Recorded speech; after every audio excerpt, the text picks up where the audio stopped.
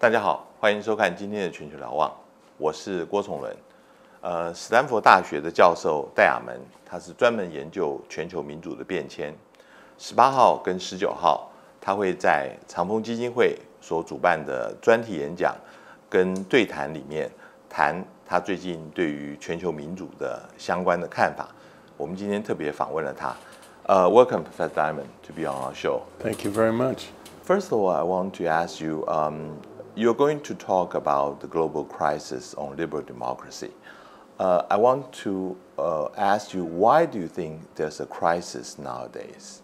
Well, that really implies two questions. First, why do I make the claim that there is a crisis? And second of all, what's driving the crisis? Why is the crisis occurring? We can talk about the drivers later. Maybe we could talk first about the parameters of the crisis, what's actually happening. And there's a few key trends that I think we can note. The presence of democracy in the world has really kind of leveled off since 2005, 2006. The number of countries that are democracies kind of peaked around 2005 at about 55 to 60% of all the states in the world. It's been declining since then. Not sharply declining, but it's been 10 or 12 years of decline, which is a little bit worrisome that we've been in such a prolonged period.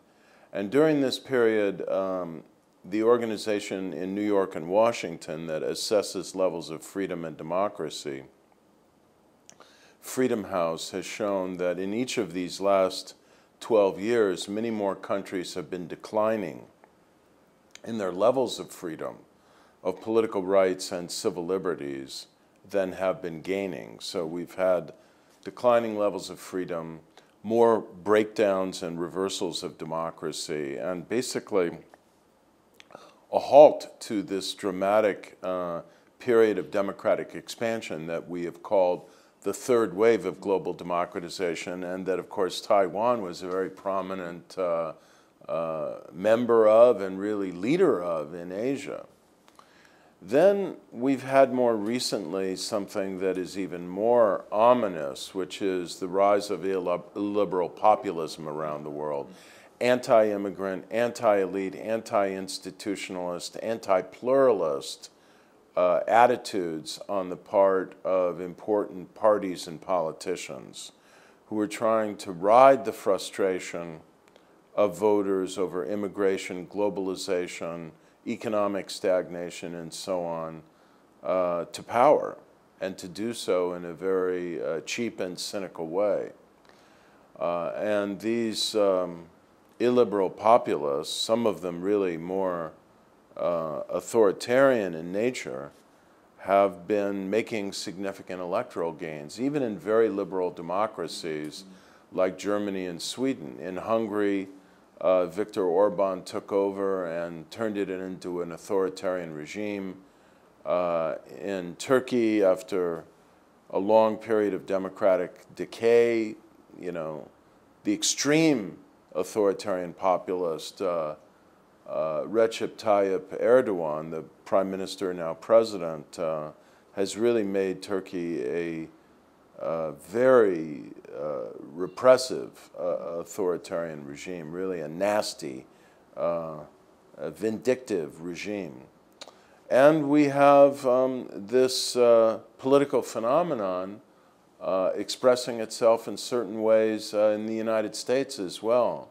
And some people consider, I certainly do, the current president of the United States, Donald Trump, an illiberal populist.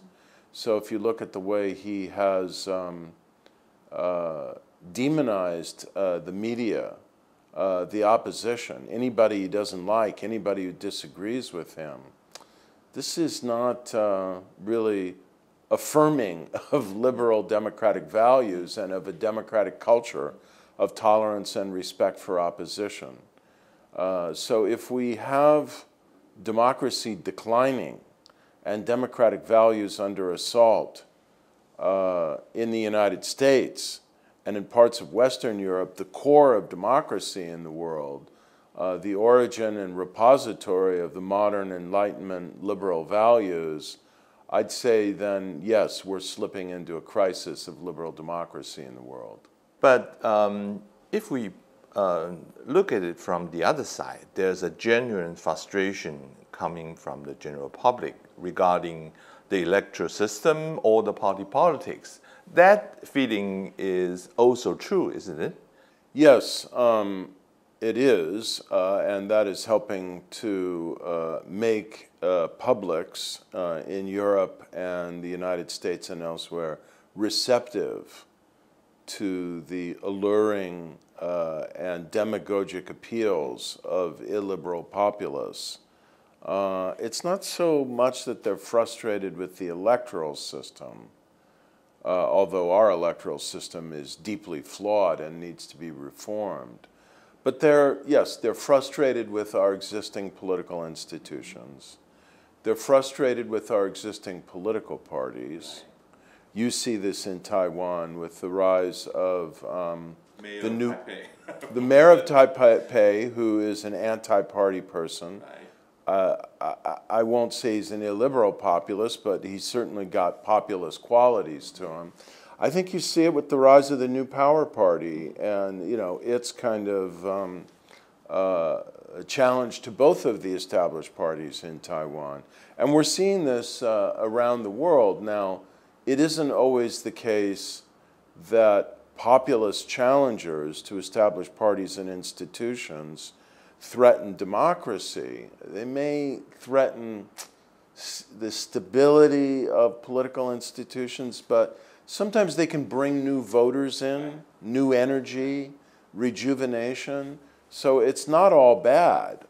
But when they carry illiberal values with them that demonize immigrants, that demonize minorities, that demonize the press, that stigmatize and contemptuously dismiss anybody who disagrees with them, that's very dangerous to liberal democracy.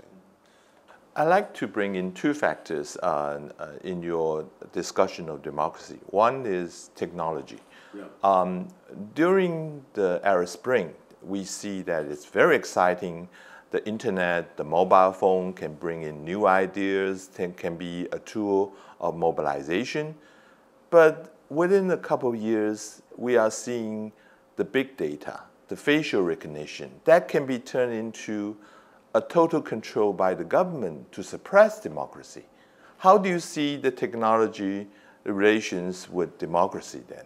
Well, it is a complex and multifaceted relationship in the way you've just described. Technology in general, and digital technology in particular, can be a force for good in politics, for leveling the playing field, for empowerment of the individual, and for enrichment of the public space. And it can also be a mechanism for authoritarian state control, reaching now, I'd say, Orwellian, totalitarian proportions in the People's Republic of China. And it can be a platform that is deeply polarizing and that gives people not only the power to speak, but the power to abuse, the power to intimidate, the power to spread fake news, misinformation, disinformation, hate speech, and so on. And so democracies are struggling with this now because digital media can, and in fact is proving to be, a platform that can distort politics and that can also be manipulated by external powers in very, very dangerous ways. I want to follow on that because you also mentioned social media and also fake news. Nowadays, with fake news and social media, the essence of democracy, having a discussion or debate based on a common accepted facts, have been wiped out. People are not talking to each other.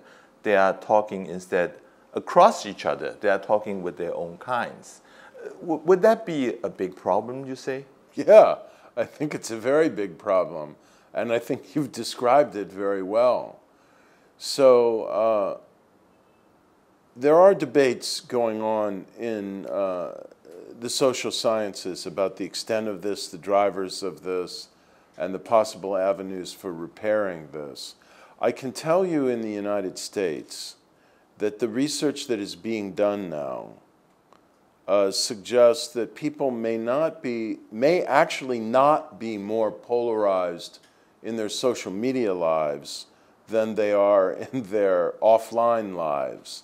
Part of the problem in the United States in particular is that we are just very polarized, that people who are liberals live in one world that's a more urban world.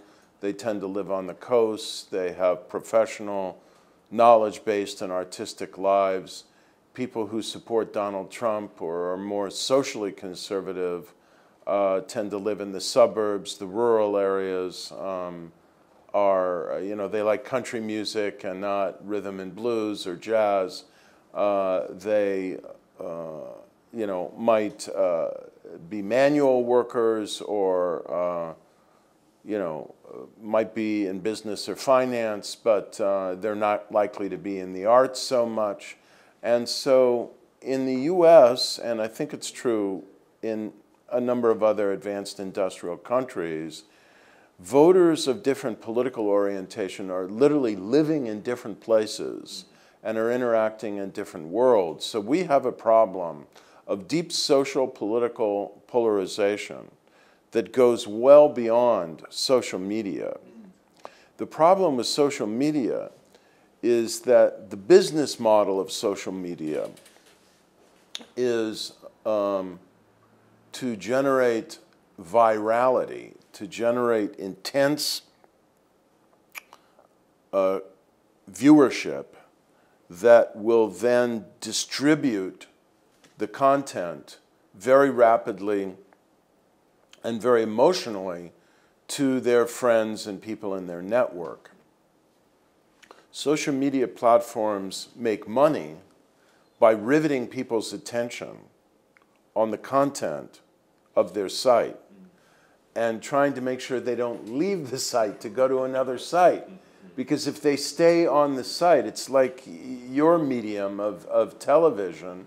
You don't want people to change the channel, because if they change the channel, you lose advertising revenue.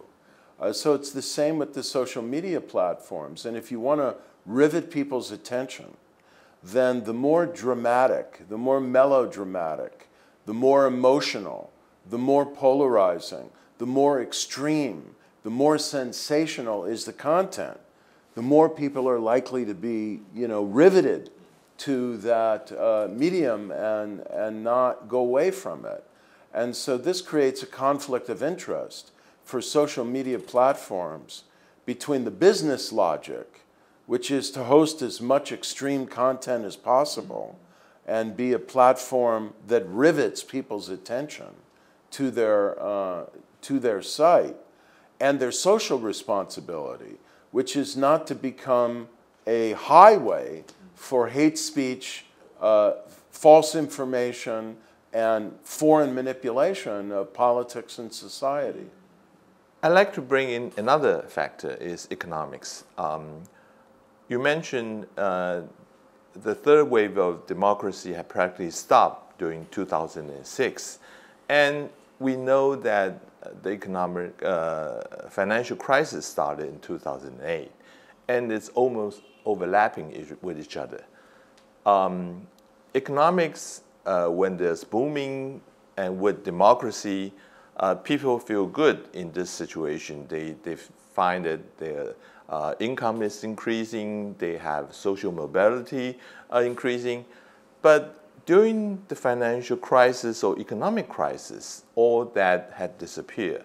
Would they blame that to a particular political form they have, like democracy? Or is it something we are seeing in the country like Greece? They are suffering immensely from the debt crisis. So they are unsatisfied with the traditional two parties that take alternate the ruling party. they try to bring in new people. Do you think the financial crisis or the economic recession had the impact on democracy as well? Well, I think there's no question that it does. Let me first offer a slightly different hypothesis about what helped to trigger the cresting of the third wave of democracy in 2006, and then the period of democratic recession that we've been experiencing since then, and then come back to the economic factors. I think the most important trigger of the end of the third wave of democratic expansion and the beginning of a period of democratic recession was the United States invading Iraq and overreaching in terms of its own power, its own moral claims of defense and promotion of democracy, and the enthusiasm of the American public and of Western publics more generally for democracy promotion. As a result of the Iraq War and the false claims that were made that were used to justify the American intervention in Iraq and just how badly the intervention went,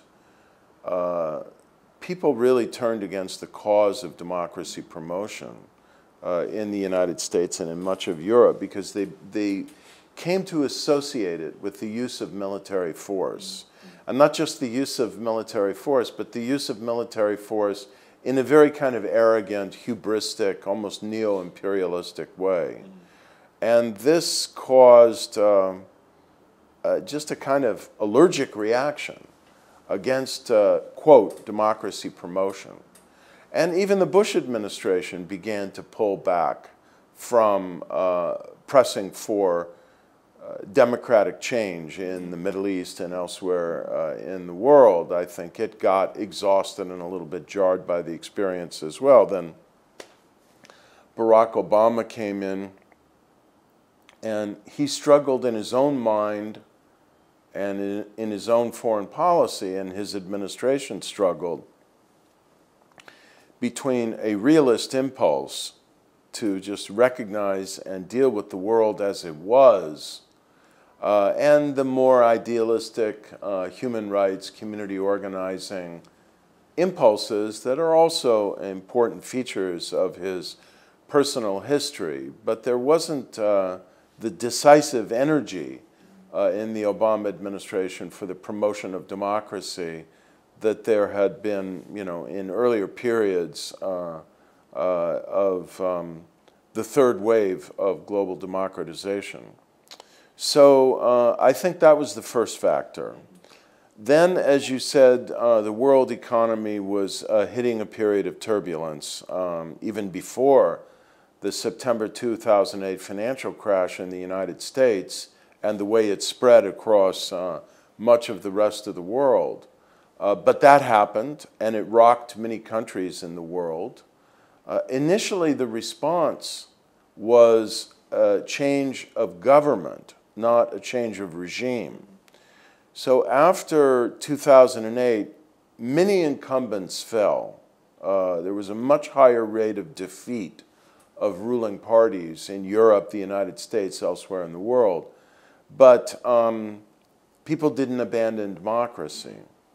However, as the economic crisis and the general kind of exhaustion with globalization sunk in and persisted over a long period of time, and as that interacted with deeper forces of globalization and technological change, and the principal ones that should be noted are the accelerating movement of people across borders, so that you now have in Europe historic levels of foreign-born as a proportion of the population of Germany, of Sweden, of Denmark, the Netherlands, even Britain, unprecedented in the history of these countries. In the United States, we're an immigrant society.